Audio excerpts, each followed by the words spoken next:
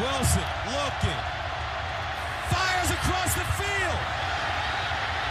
Oh, what a catch! At the 6-yard line, Duckworth. 36 yards. Hello, Bucks fans. Welcome back to Buck Life with Chuck and Jake. I am Jake. You just heard a great call from Gus Johnson. Get used to hearing that. We're going to talk about that, but we do thank you for joining us again for this Hardcore Bucks fan podcast. We got a lot to get into today, so it's actually just going to be me and Chuck. Normally, we have a guest with us, but to expedite it along, it's just going to be the two of us, a little bit more intimate. So, Chuck, how are you doing today? Not too bad. You know, it's whenever you're listening, we're recording on a Sunday. Training camp starts on Tuesday. We got the Packers game on Monday. Very exciting week of Wisconsin sports, especially for those of us that are diehard Bucks fans. Not only is training camp starting on Tuesday, we've got the open house event next weekend, next Saturday. So last year, actually, Jake and I were both there with a group of friends for my bachelor party. So a very fun event. If you've never gone before, I recommend going. Very kind of intimate. You can sit up real close that you wouldn't necessarily buy the tickets for during the regular season. So pretty good feeling right now. Excited. Very, very excited. Well, we talked about the last podcast that we recorded. Going into it, we were saying, well, there's not a whole lot to talk about. We were kind of trying to stretch some topics or make some topics. And literally, I think the next day we got some big Bucks news. And then pretty much for the next week, it was just kind of one thing after another. So, as I said, we do have a lot to get to. First off, every single show we lead off with the arena, just the progression on where we are with that. But we can finally take that big sigh of relief. It's official. The Bucks are here to stay. They had the one final hurdle, which was the city council meeting. City council, yeah, and I believe that was the 22nd or 22nd, because yesterday was the 26th. So yeah, there was a lot of chest beating at that, and I forget who it was that was trying to get their FaceTime and trying to kind of point his finger at the new owners, and but it was just a formality at that point, anyways. Yeah, and I think it passed 15-3. It was an overwhelming vote in favor of, and whatever you think of it, everyone who was voting on it at this point was representing the city of Milwaukee, and they had, whether it's in their district or not, they had a large stake of interest in this. So I think the vote went exactly how you would have expected it to. Sure, and as we said, it was more of a formality. We knew what was happening, but it still feels really good to officially say the Bucks are here to stay. All the work that went into trying to keep them here from the, we got to give a shout out to SaveOurBucks.com. I really think that jump-started the process. And now we're finally here at the point. A friend of mine tweeted out "saved" with a D, our Bucks, or hashtag saved our Bucks. So it's right now, to me personally, it's still kind of surreal, just because as far back as 10 years ago, I could think long term and be like, man, it's really hard for me to see us getting a stadium deal done. It won't shock me if the Bucks leave. So I still don't think it's fully hit me. But it's something that was really important to me. I mean, the Bucks, to me, they're not just a sporting event, and I understand people that don't follow sports or don't follow basketball just saying whatever. It's cool. It's something to do, but they're a huge part of my life. I've forged a lot of friendships because of the Bucks. Chuck, my co-host, is one of my best friends, I would say, and we met through Squad 6, which was a Bucks thing that Andrew Bogut sponsored. Another one of my best friends who is going to be coming on the podcast soon, who lives out in Arizona.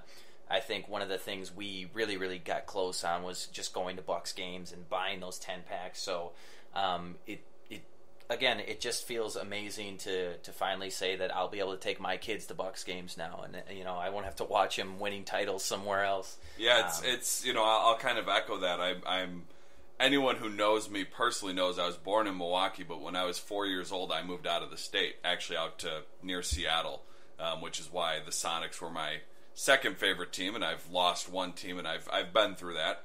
But I did not move back to Wisconsin until I was 24. So without the Bucks, almost all of my friends and acquaintances that I have here in Wisconsin now, after I moved back, came as a result of the Bucks, because I moved back and knew no one other than family. So To say they're a big part of my life, and they always were. One of the first basketball games I ever went to was a Bucks game.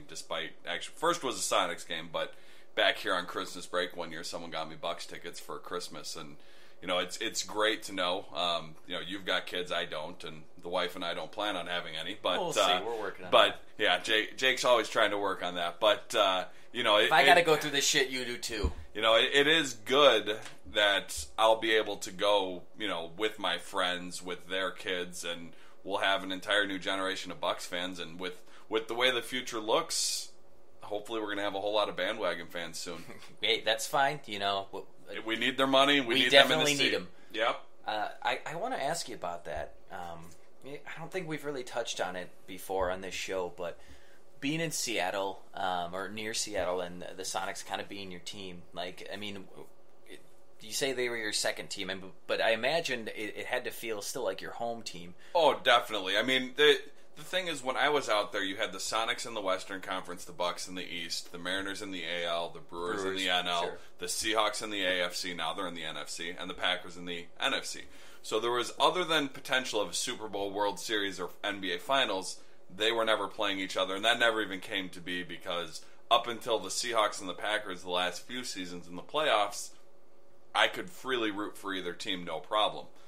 So actually, I was admittedly probably a bigger Seahawks. Packers were always number one, but Sonics and Mariners were always bigger to me because they were, one, they were closer, and two, they were better teams. Sure. And the NFL you can get on TV across the country, but basketball and baseball is limited if you don't have cable. You're relying on local TV. So, well, I was going to ask, when they left Seattle, were you still living out there? Or were you? I was back in Milwaukee. Okay. I still imagine you had that deep connection, though. I hate the the Thunder. I don't like the Thunder to this day, and it pains me because what was that like? I mean, losing something really important, because I try to think in my head what it would be like if the Bucks left or the Brewers left, and I'm not even that big of a Brewers fan, but I get this feeling that I would just be gutted, almost like a death in the family type thing. And it certainly was.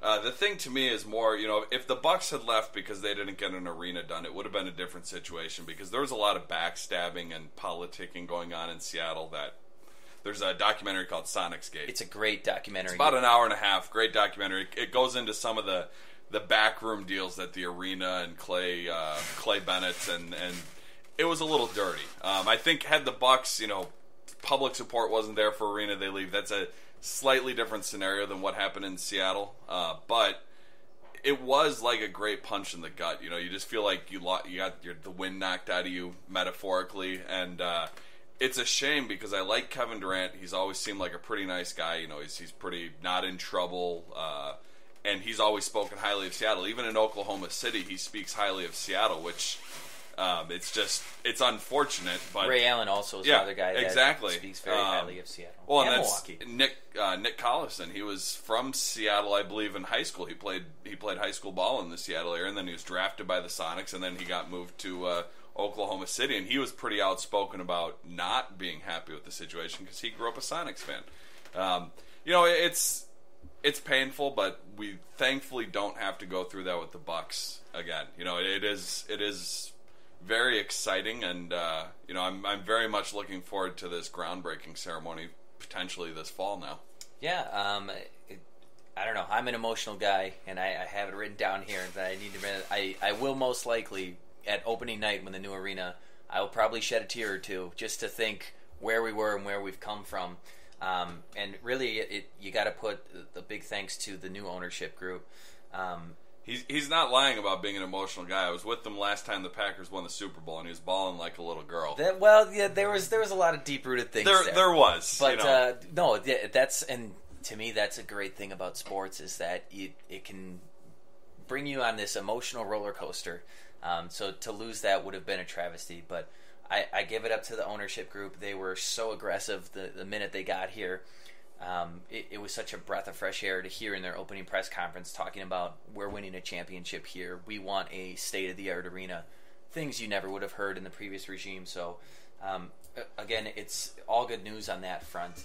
Yeah, and, speaking of that, I just, with how smooth this went, there wasn't really anyone too outspoken in the public, in terms of politicians. You had common ground, and they were doing their nonsense at some of the Milwaukee meetings.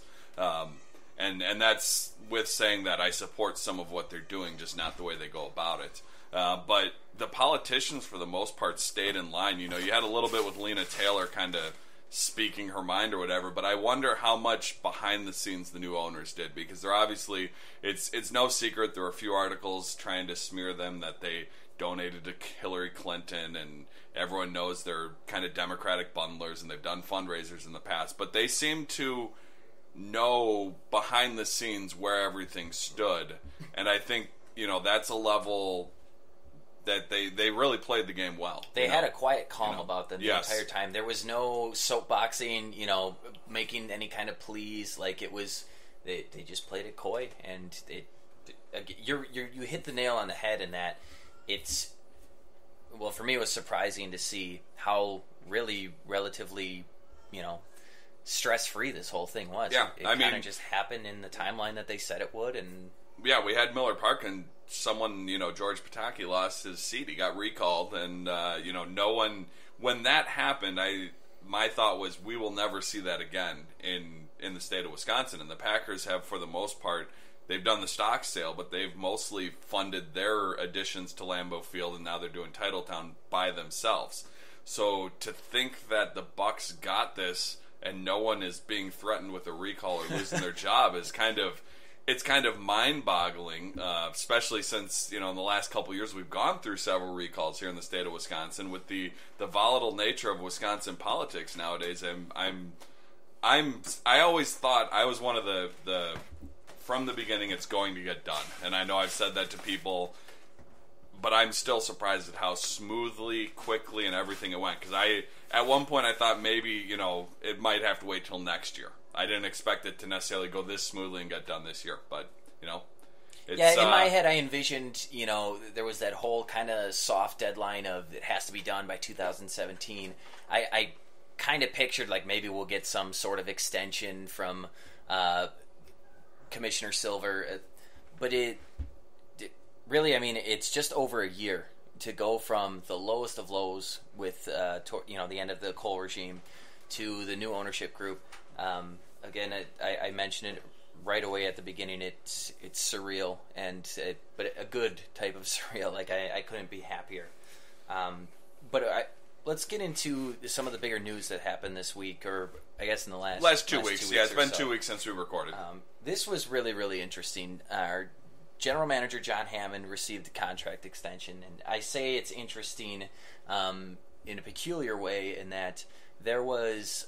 Do you remember who the reporter was? No, I was trying to look up the story, but I couldn't find it with a quick Google search because all the articles now are about him getting the extension. Right. But several months ago there was the report that he was going to be fired within a couple days, and now he's extended. It's kind of a complete 180.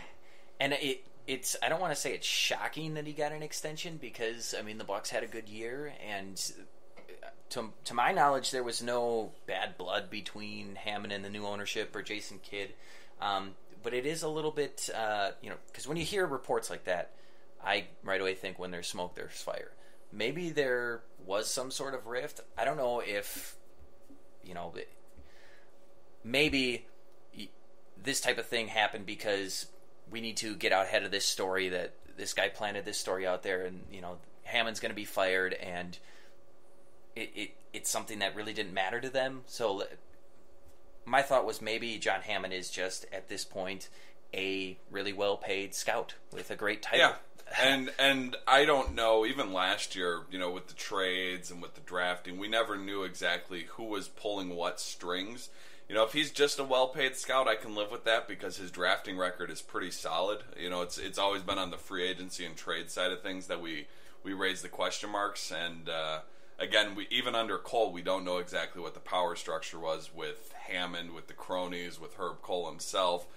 And we still don't know now with Jason Kidd, the new owners, and Hammond. But it certainly seems and feels like since the new owners took ownership, a year and a half ago, the ship for the most part has been on the right course. At least nothing is other than the Grievous Vasquez trade, which we've talked about before, there's nothing that was really a glaring thing that I say, whoa, what are they doing? So if they've got a good unit in place to kind of run things how they want to for now, and I think it was only a 1-year extension, so it's not like they're locking into him for 5 or 10 years or anything, but it gives him the stability that I think he has both this year and then next year. He's not playing on the last year of his contract, because you see that a lot with veteran coaches and veteran GMs, where they'll sign a 1 or 2 year extension because you don't want the players and the team to think that's it. They're just going to be gone at the end of the year. The whole lame duck exactly. situation. So I think if they hadn't given the extension, he's a lame duck GM, and so I think they basically had to. I also tend to think that there was a lot of media backlash when we hired Jason Kidd, because it was reported that he was also being named, I don't know if it was president of basketball operations. Something like that, yeah. And that turned out to not be the case, but if it's a case where, okay, Kidd knows he has control of the team, and he doesn't mind having Hammond around, maybe it just looks better to say, like, well, you were wrong. He's still our guy. And I also think maybe it could have been a nod to Herb Cole, because in that press conference after they announced the new ownership, I remember Herb Cole saying one of the first things he did was recommend keeping John Hammond on as the GM. So maybe this was like a handshake part of the deal that will keep him around for a little bit. Yeah, well, and like I said, for the last year and a half, I think he's done okay on the job, and we just don't know who said sign John Gooden and who said sign Drew Gooden and John Salmons. Who said to sign those players? Was it Hammond's idea? Was it Cole's idea? We don't know. I think, and certainly if you have someone with the GM title, that's certain questions at a press conference that Jason Kidd doesn't have to answer, so he can focus more on coaching. Even if he's making those decisions behind the scene, someone else can answer the questions. Or at least gather the information to give him, he can look at it and make an educated guess, rather than, trying to juggle all of the duties of a general manager or a head coach, because that's hard to do. There's not many guys that can do it. They'll keep him for this year, and then he's in the last year of his contract. Next year we could be looking at another extension a year from now, or we could be looking at a new GM. So right. I don't think in the grand scheme of things it means all that much, because I don't think you very rarely see a coach or a GM go into a season as lame duck. It happens now and then, but very rarely. Well, there's a lot of people around the league that say John Hammond is a great basketball mind, and then he's, if you don't think he's a good GM, then you're crazy. Coming out of Detroit, there was talk that he was the mastermind there. I do think he was hamstrung by Herb Cole and his team of lawyer cronies, whatever you want to call them, and it's kind of strange, because I don't know if he'll ever get a fair shake to prove that he's a great general manager, because in my eyes, I don't think he's really the general manager. But maybe he could be a great general manager for a small market team like us, and we've heard reports behind the scenes that he kind of wanted to rebuild through the draft and do a lot of the things that the hardcore fans wanted to see, that, the bandwagon fans aren't going to be way behind, if that means not making the playoffs. But we know that was Herb Cole's MO. Whether or not John Hammond was ever really pulling the strings, I don't know. But on the surface, I don't mind this extension. As you said, if you don't have a lame duck going into a season, which is always a good thing, or maybe not always, but generally most of the time a good thing for a management position. Well, and pure and simple, if he's the one that ultimately decided to draft Giannis, that's enough to get anyone a couple years on the job, because to get a player of that caliber at 15, and you can look back in hindsight and say it was a no-brainer, but if it was really that much of a no-brainer, 14 teams wouldn't have passed on him. He was a very raw talent. Now he's almost 7 feet taller. Maybe he is 7 feet, but he's only 6'9" back then. And I say only 6'9" as if that's some small human being. But he was 6'9", a twig. He's put on a bunch of muscle. He's put on a couple inches, and he really had no basketball skills. He was just raw athleticism. So someone was taking a chance, and certainly if we hadn't, 16, 17, it wasn't too much longer until he was going to go, but the fact remains that he made the decision, and whether that was some other scout or whatever, if it was some other scout primarily scouting him, hopefully they're still on board too, because yes, I'm fully in the camp of, if I'm running a business, I want to reward those that contribute to the business being successful. And when you're running a basketball team, drafting players like Giannis is what makes you successful. So, certainly to me, I can live with it. And, worst case, if things flame out in a year, you can reanalyze, and you're only leaving a year of salary. It's not that much. Yeah, and you look at his drafting record. I really only think there's one genuine, legit bust that you can say is when they picked Joe Alexander number 8 overall, especially on the day that you acquired Richard Jefferson to play the small forward position. People argue that prior to Anthony Bennett that you could say Joe Alexander was the biggest bust in NBA draft history, because at that point when we declined his third-year player option, that was the highest first-round pick to ever have that decline. Other than that, though, I think he's done pretty well. You look at as far as the talent for what was available to him at that position. And for the Joe Alexander screw-up, I think Giannis makes up for that tenfold, because I honestly look at this team, as far as you try to project out into the future, I don't know where we are without Giannis. I agree. And year in and year out, he's proven, and the hardcore fans, which both of us are, you want to get those young guys with the high upside, the athleticism. And from that standpoint, you can kind of see where he's going with Joe Alexander, because he's done that every year, whether it's Joe Alexander or Giannis. When you have Jabari, you're picking second. That's a little different ballgame. But Larry Sanders and Brandon Jennings, and he's always reached for these guys that had a lot of potential, and whether they hit it or not, that's another story. But you gotta take the stab somewhere and go for it. And I think that's been his MO as GM in the first round, particularly, is just going for whoever has the highest upside. And we'll see how Vaughn pans out this year. Yeah, that's another high upside, really young guy who we just, until we see it on the court, we just don't know. Speaking of Rashad Vaughn, he and his teammates are going to be beginning training camp. As you said, we're recording this on Sunday. This coming Tuesday is when training camp begins. Yep, Tuesday the 29th of out in Madison, which is, I know we mentioned this before when we were talking with Nick about kind of new things for the owners, but reaching out to the state. It's kind of cool that they're doing training camp out there at the Kohl Center. Yeah, we were actually watching the Badger game the other day, and you saw Jabari Parker at Camp Randall with the students doing sideline interviews, and I saw the Bucks were tweeting out all day, just kind of Jabari out and about around the state, and man, that gets the juices flowing, gets the blood pumping a little bit. It reminds you of what we're on the precipice of. Again, great idea to move them around, play the game in Green Bay, play the game in Madison. I mean, this is what this team needs right now to get. Yeah, in the past we've seen they've alternated the lacrosse game and the Green Bay game for preseason, and that's nice. It does that. But the Packers the Packers could probably literally just crap all over the entire fan base and trash talk them, and they'd still be there to watch it. The Bucs don't have that fan base that the Packers have. Yet every preseason, the Packers have a tailgate tour where they go around the state and they meet with fans in little small towns all over the state. They hit up 5-6 stops, I think, every year, maybe a few more. And the Bucs were doing some of that this year. They were in La Crosse, they were in the Dells, now they're in Madison. I don't think it would be that bad for them to take a page from the Packers and do some sort of tour like that on a yearly basis. A grassroots campaign. Yeah, exactly. I mean, there's something to be said for a little kid he plays pickup hoops on the court, but he can't.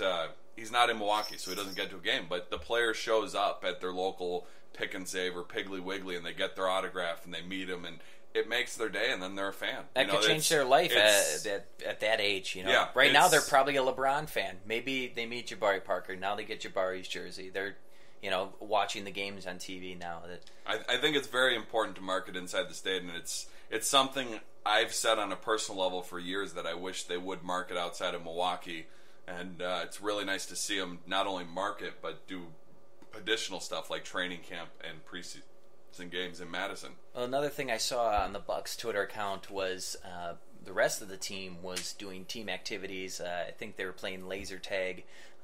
They went to, I think, a movie together. They're just tweeting out these pictures, and you never really saw that in years past, where prior to the training camp you have team activities, and it does appear that these guys really are close.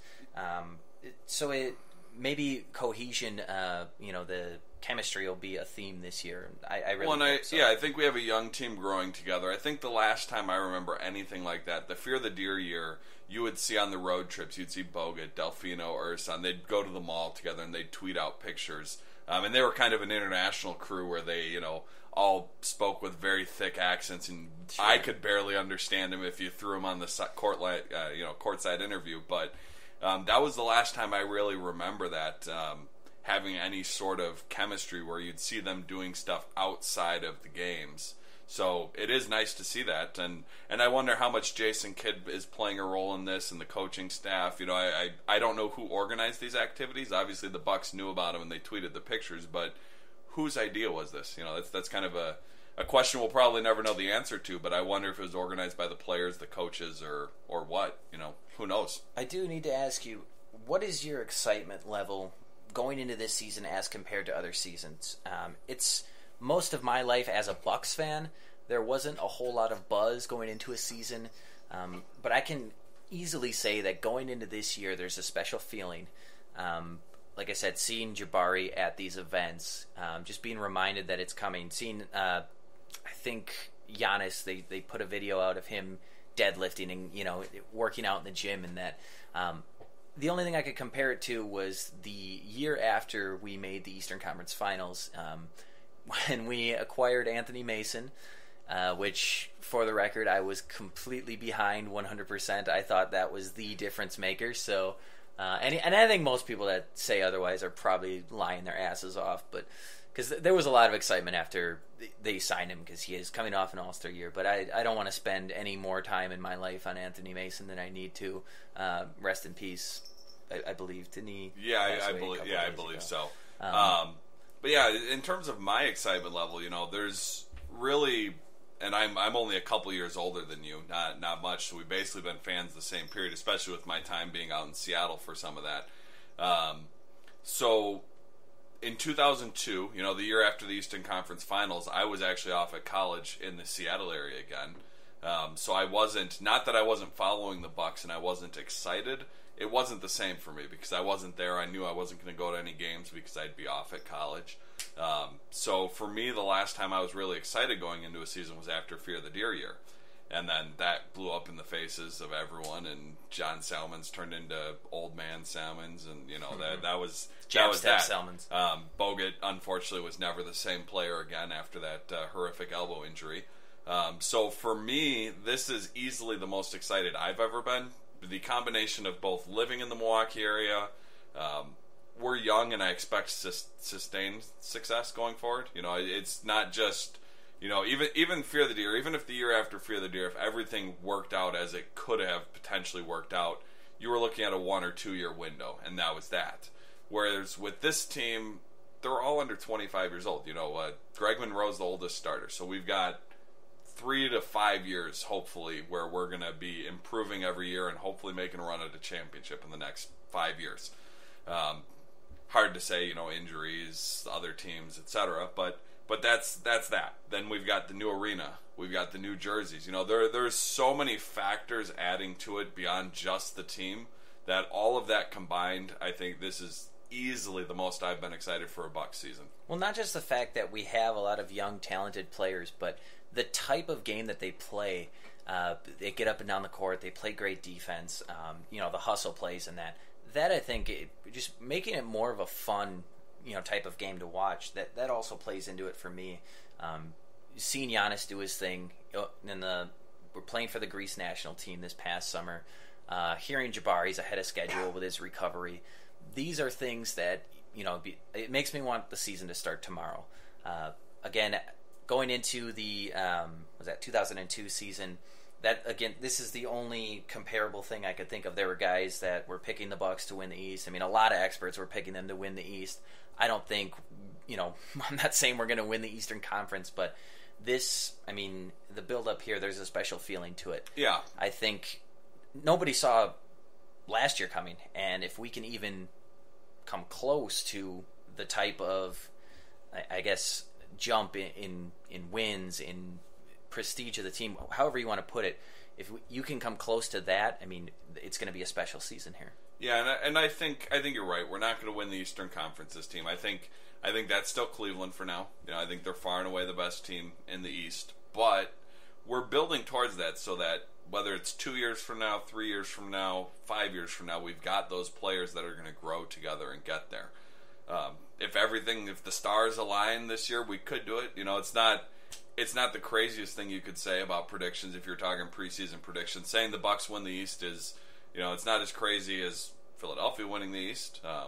But it's not unlikely, and I'm typically tend towards the optimist side of discussions rather than if you want to talk optimist versus realist. We are going to talk optimist in our next topic, but go on. Yeah, so I am typically probably 75% optimist, 25% realist because I don't go completely off the deep end in terms of they're going to win a championship or anything like that, but. This is certainly, it's building on something, and there's no reason not to be excited for the future. So, we've already mentioned the bandwagon fans once in this episode. They're going to be coming on board, and hopefully some of you guys are finding us here.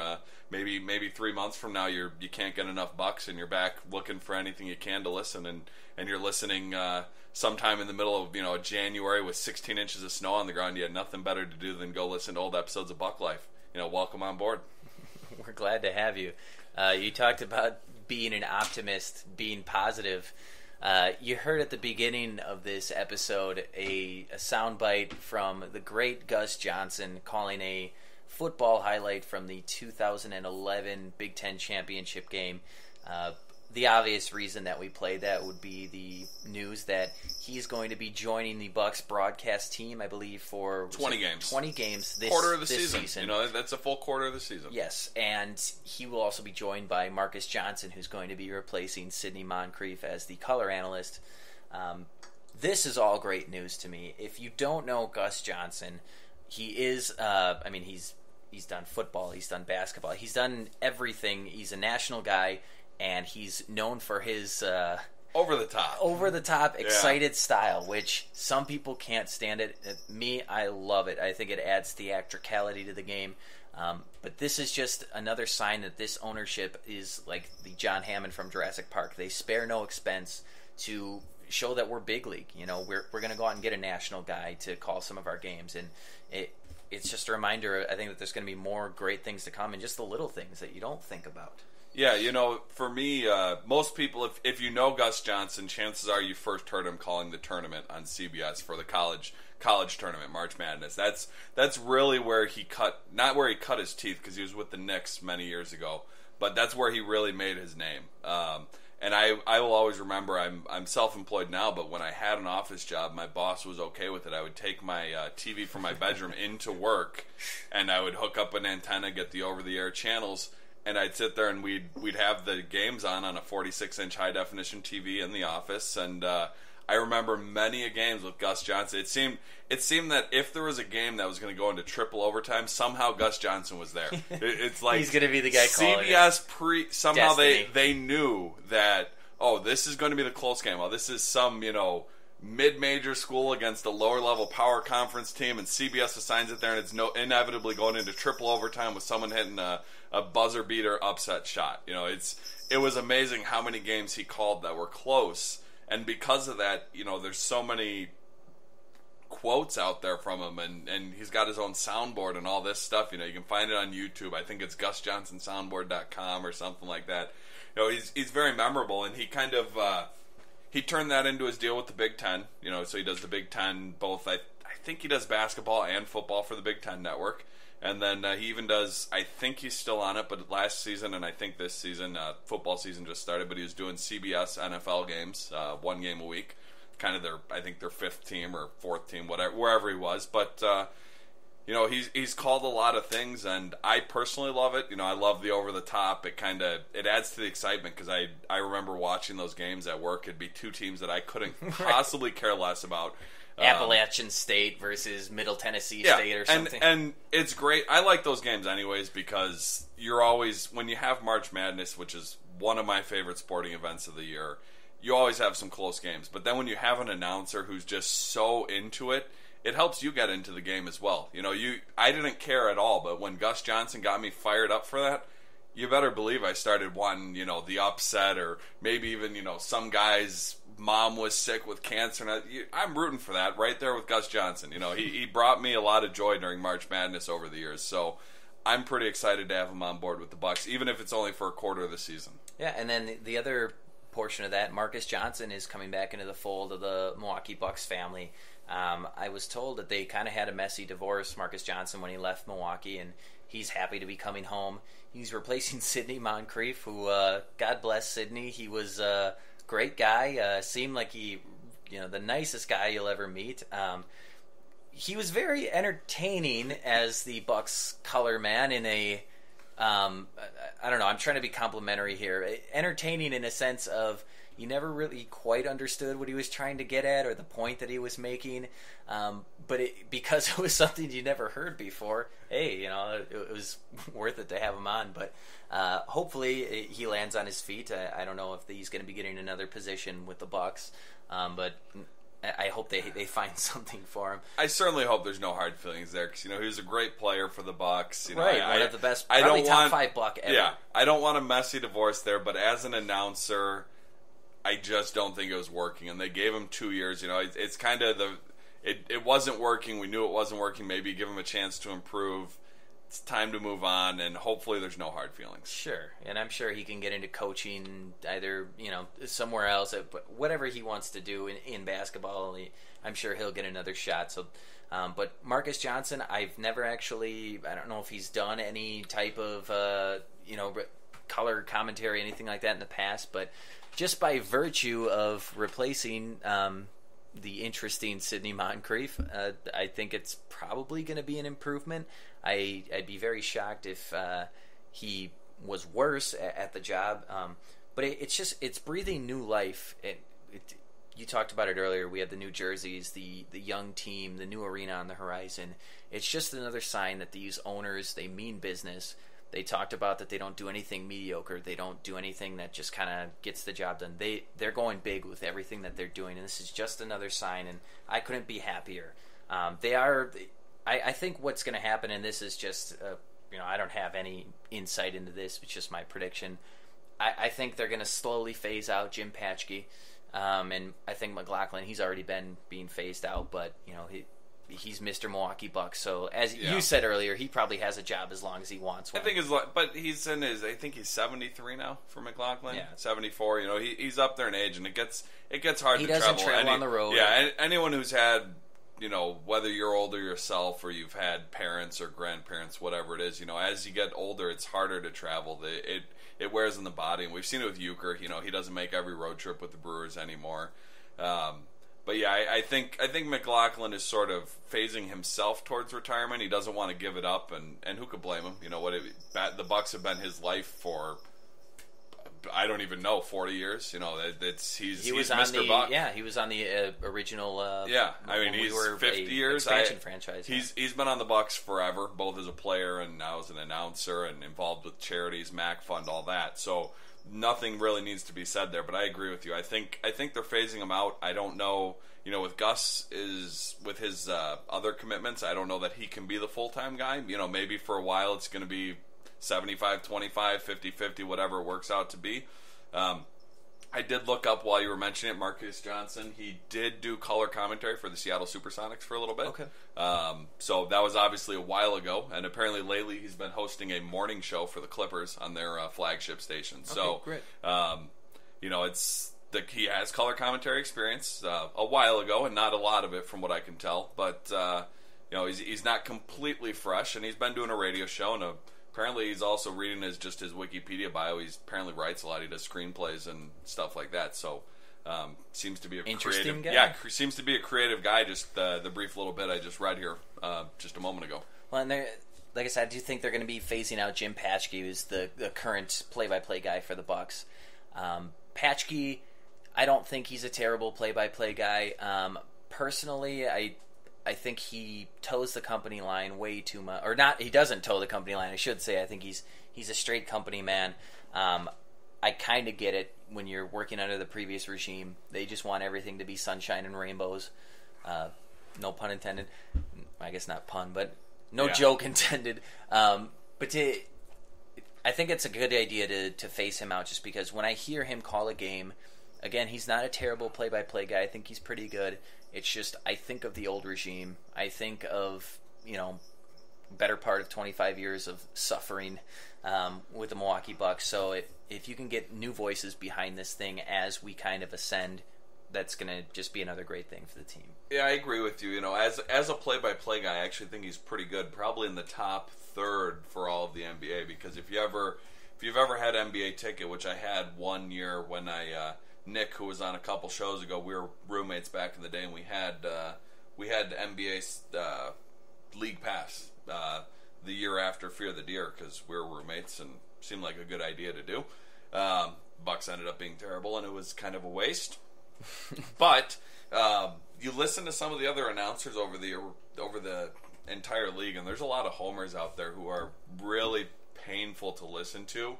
And I think as much as Paschke toes the company line, when it's professionally, I think as an announcer he's done pretty good. But for the same reason as you, I think it's just the whole fresh start, the new jerseys, the new arena, the new players.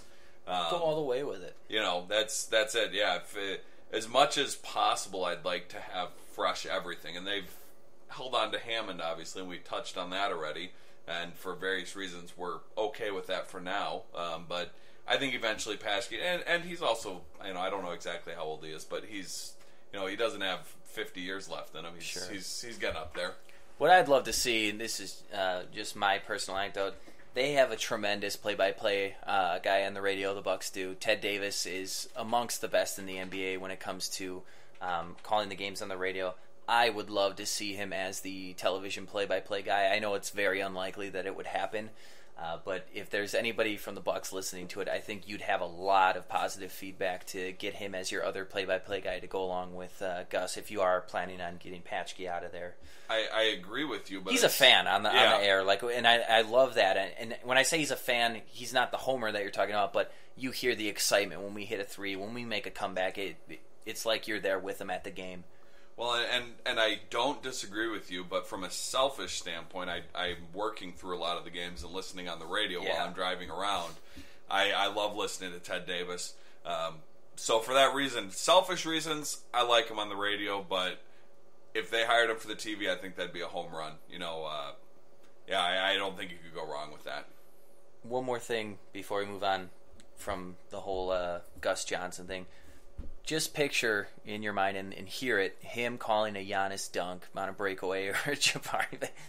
He's going to fall in love with Giannis, with his style and Giannis' style of play. That's going to make for some funny moments, I think. I think it's going to be very interesting. I don't know if I'm sure the Bucks internally know who's calling what games, and I'm kind of wondering if the Johnson & Johnsons are going to be more on road games just for the whole reason that McLaughlin doesn't travel all that much. Mm-hmm. So you have 40 road games. Maybe they're doing half the road games. Maybe they do a couple home games. But that will be. I'm looking forward to the first time we hear Giannis with his 2 dribbles from half court dunking and Gus Johnson just losing his mind, because he does love to lose his mind, and in a good way.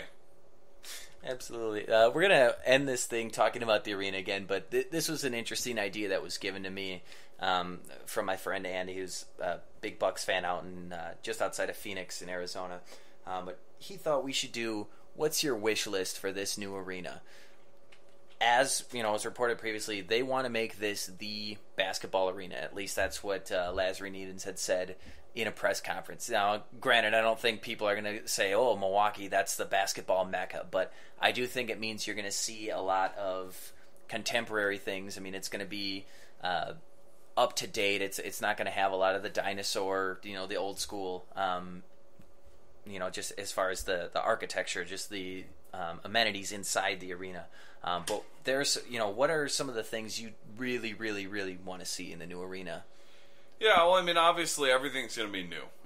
That's going to be exciting. Some of the things... New urinal cakes. Yeah, new urinal cakes. That's always a big one. If they could put a Bulls logo on them. I think it was Replay Sports Bar down on the east side. I was in there. They had Cubs urinal cakes. It was fantastic. Nothing like peeing on your rival. Sure, or Chicago Bulls toilet paper would work too. Yeah, whatever we need there. But some of the... I was recently, over the summer, I went to a concert at the Bradley Center, and for the last few years, most of the games I've gone to for the Bucks, I've been in the squad, whether it was Squad 6 or Sector 7 or Ultimate Fan Squad. Ultimate Super Duper Awesome Amazing Fan Squad, whatever they're calling it this year. So when you're there, you're standing for 90% of the game or more. And even the couple games where I didn't go there, there was a game last year where I was just on Facebook one day and a lady was selling fourth row tickets for $20. So I went with Luke, who was on one of our episodes. We went for $20 each and sat in the fourth row. They're really good courts, almost courtside. We're right mid court, great seat.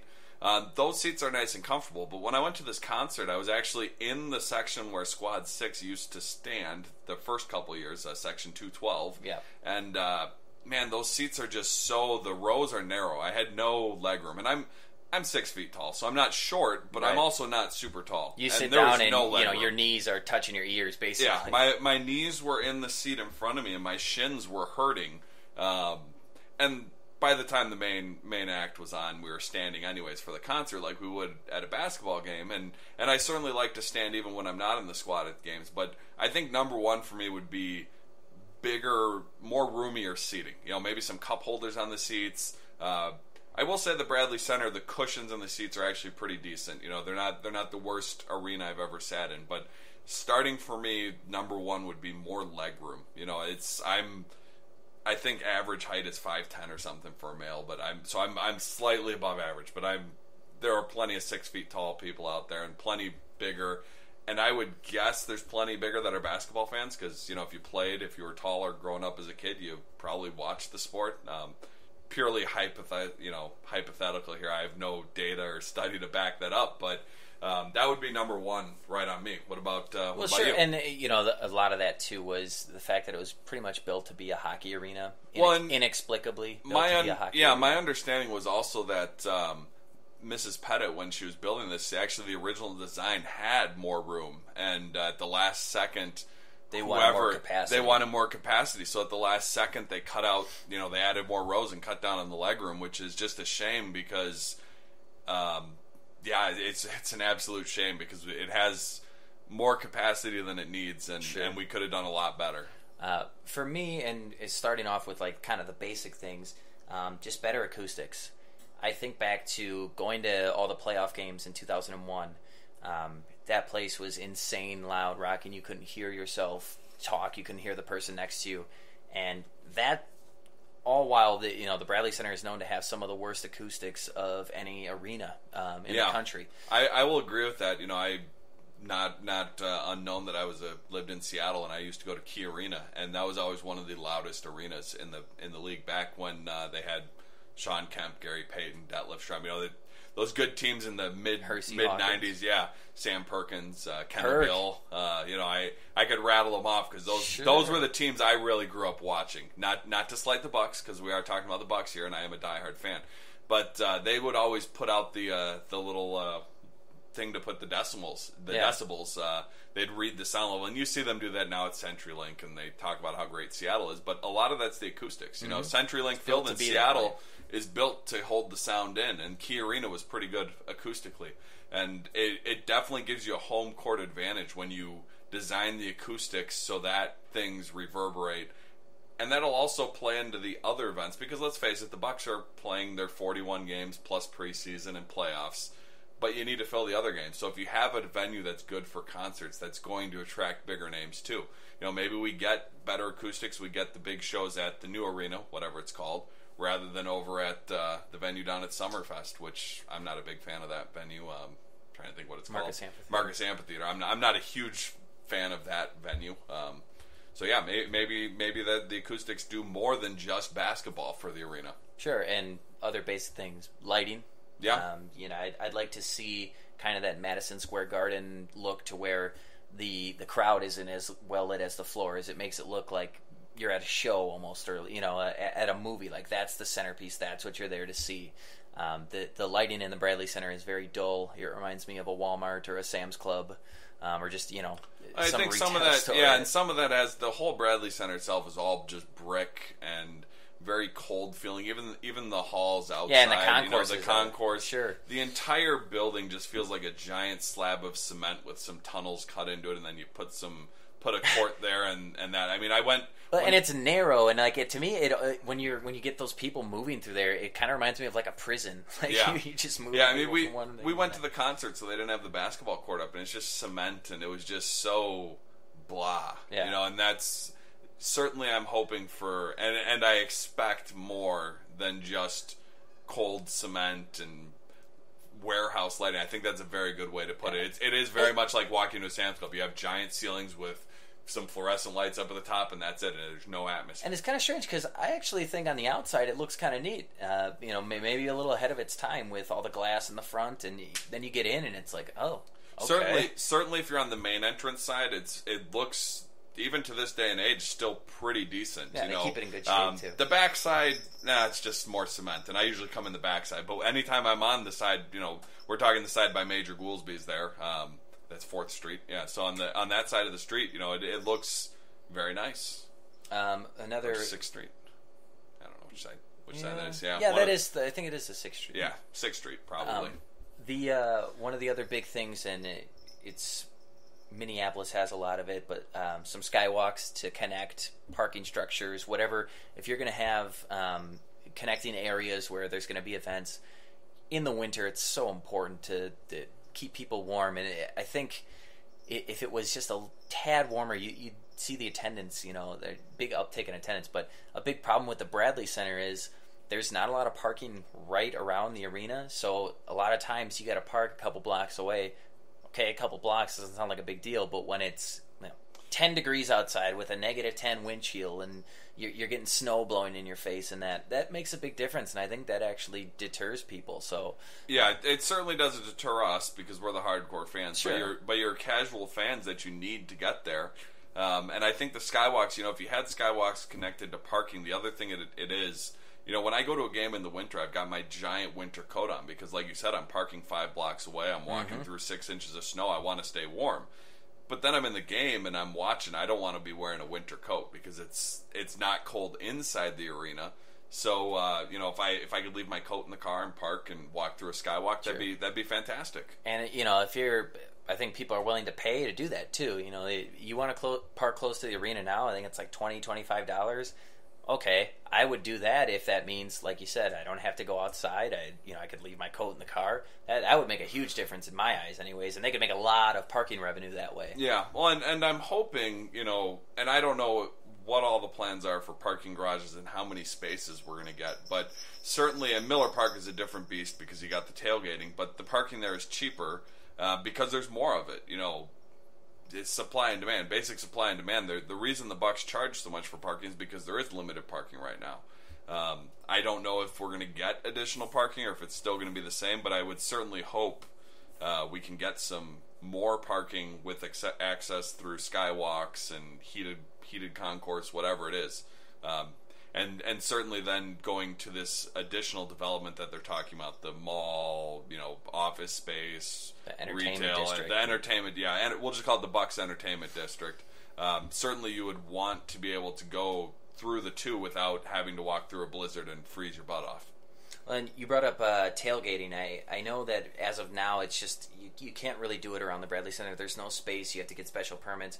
I really hope they look into whether it's getting to build a tent or I saw in some of the renderings of what they want the new arena to look like. Sorry, Chuck's cat just jumped up on me. Gus.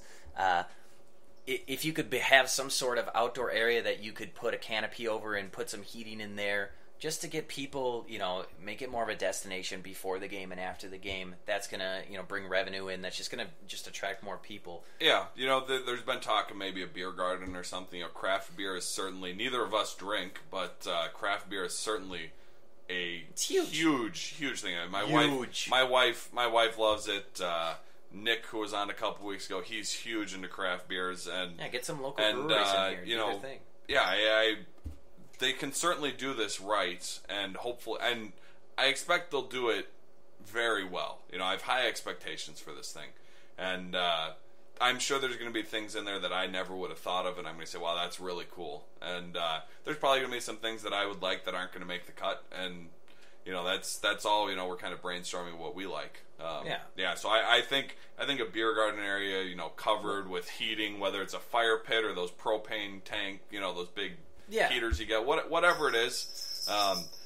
Unfortunately, I don't know how feasible tailgating is there, just because there's not really room to put the parking space in required. You're not going to tailgate in a parking garage. Sure, you can't get a Miller Park parking lot. There's no room for that downtown. So, unfortunately, I think tailgating is a lost cause, as much as people in Wisconsin love to tailgate. Even in the cold, they tailgate up at Lambeau Field, and they would. It's not feasible in downtown Milwaukee, but I definitely think there's a lot of potential here. Well, and you talked about the craft breweries, and I think it's certainly a Milwaukee thing, and I think it's mostly a Midwest thing too. Is that people love to support local, breweries, your restaurants. I like the way they have it at Miller Park. Like, you can go in there, and I think they have an AJ Bombers in there. Like, yes. I always pictured in the new arena, maybe like Cops, Custard and Burgers would have a stand, and just all the local restaurants that people really, they have that pride for. When somebody comes into Milwaukee and says, "Where should I go for pizza? Where should I go for this?" They can find, hopefully, all those spots in the new arena, even if it's just a small stand where they have a limited menu. But I think that would be really unique, because nationally they'll still talk about how the food is great in Milwaukee. Yeah, and I think the Brewers have done a really good job of that recently, because, like you said, they've got the AJ Bombers that they've had for, I think, 2 or 3 seasons now. They've got some craft beer stands. They've got the Brewers have been doing this season. Every time there's a team visiting, they have a visiting themed menu on the item at Miller Park, whether that's like a cheesesteak when the Phillies are in town, or a Chicago style hot dog if the Cubs are in town. Whatever it is, I haven't really followed them that closely, but I know I see them on Facebook when they post their updates that, hey, we've got this for the visiting team. And that kind of ties into the whole idea of having good local food, good craft beer, good, food. Something better than just you can go get your brat, your hot dog. And I think the Bucks in the last couple years have expanded on that. They've had some higher end brats with a pretzel bun and mustard. I forget what all. They had this fancy foot-long brat that They've I got come a one long time. way. Just but I think there's certainly more to do, whether that's Cops or AJ Bombers. They've already shown a willingness to move into the sports venue thing, or someone else. Whatever it is. What Zaffiro's Pizza. Zaffiro's is in a lot of the Marcus theaters in the area, and they've certainly got their location out on the east side. Or my favorite's Balistraries, but I don't think they're really. I've never heard of them showing any interest in something like that, but. Get some local food, get some local beer in there. Hopefully someone on the Bucks is doing some groundwork, reaching out to the local businesses to find who is potentially interested.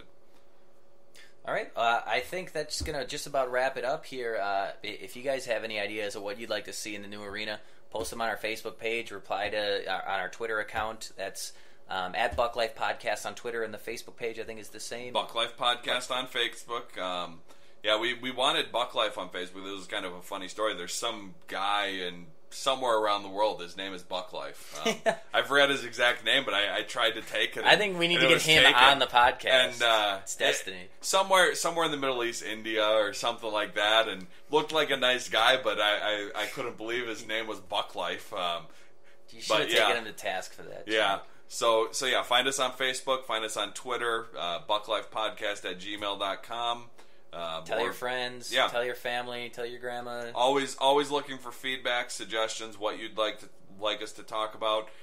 Next time we are going, there will obviously be training camp started, probably a preseason game or something out, because I'm going to be on vacation for a little bit here. So, and then we probably get more regular episodes because there's actually going to be stuff to talk about. We're all pretty excited here, and hopefully that excitement maintains through the season, because the product on the court is generating the excitement. Well, and as we said, we're all ready for the season to get underway. So that's going to do it for us here at Buck Life. We'll see you next time. Thanks for joining us. The Catch!